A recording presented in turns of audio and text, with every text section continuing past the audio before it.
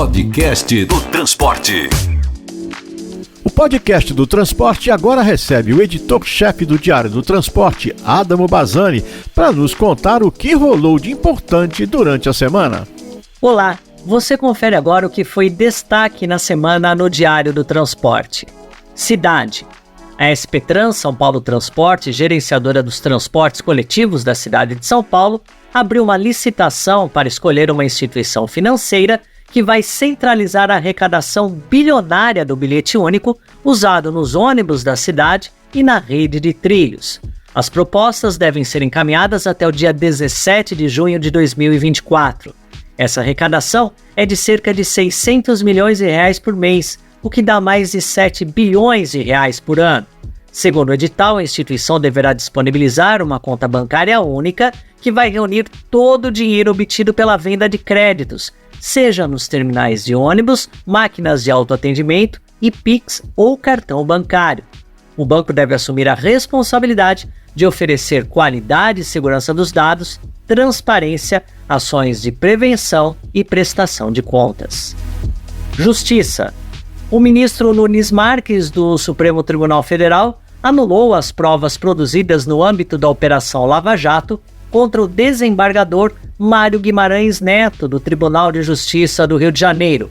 Já a ministra Isabel Galotti, relatora da ação penal contra Mário Guimarães Neto no Superior Tribunal de Justiça, o STJ, suspendeu o processo até que o STF julgue o recurso da Procuradoria-Geral da República para que as provas sejam validadas novamente.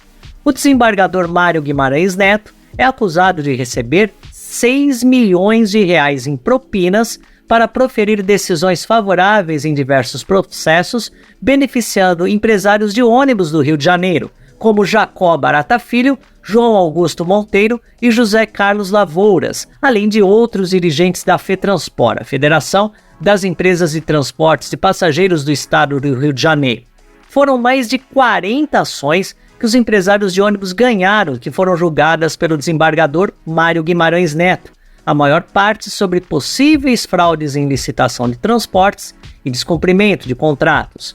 Nunes Marques, na decisão que beneficiou o desembargador acusado de enriquecer recebendo dinheiro ilícito de empresários de ônibus, entendeu que as provas indicam o suposto esquema de propina, mas foram produzidas a partir de decisões da 7ª Vara Federal Criminal do Rio de Janeiro, responsável pelos processos da Lava Jato. Por envolverem um juiz, as provas teriam de ser produzidas pelo STJ. Mercado. O empresário Claudinei Brogliato confirmou ao Diário do Transporte que foram comprados mais 10 ônibus 0 km de 2 andares para as operações rodoviárias interestaduais da nova Itapemirim Suzantur.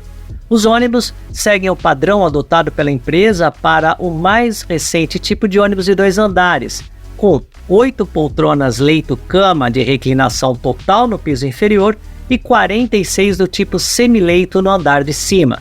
Com isso, a nova frota da Itapemirim Suzantur vai subir de 152 ônibus para 162 veículos, dos quais em torno de 90 0 km foram comprados desde quando foram retomadas as operações interestaduais em março de 2023. Os 10 ônibus novos devem ser entregues no segundo semestre deste ano e possuem chassis da Volvo e carroceria Marco Polo. Um desses veículos vai receber pintura retrô, em homenagem a uma das séries Tribus da tradicional Itapemirim. Internacional. Enquanto na América Latina o hidrogênio para o transporte coletivo parece um sonho distante, embora haja algumas iniciativas de estudos, na Europa já há mais avanços, mesmo ainda com as limitações sobre o preço dos ônibus e a produção do combustível. A empresa municipal de ônibus de Frankfurt, na Alemanha, inaugurou recentemente uma estação de abastecimento de hidrogênio.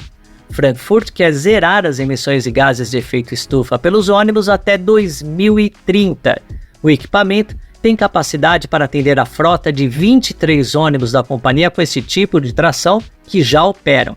A empresa de transportes planeja comprar mais 10 ônibus a hidrogênio da marca Solaris.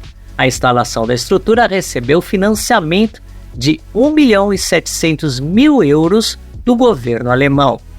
Esses foram alguns dos destaques do Diário do Transporte. Notícias em tempo real você confere em www.diariodotransporte.com.br. Podcast do Transporte.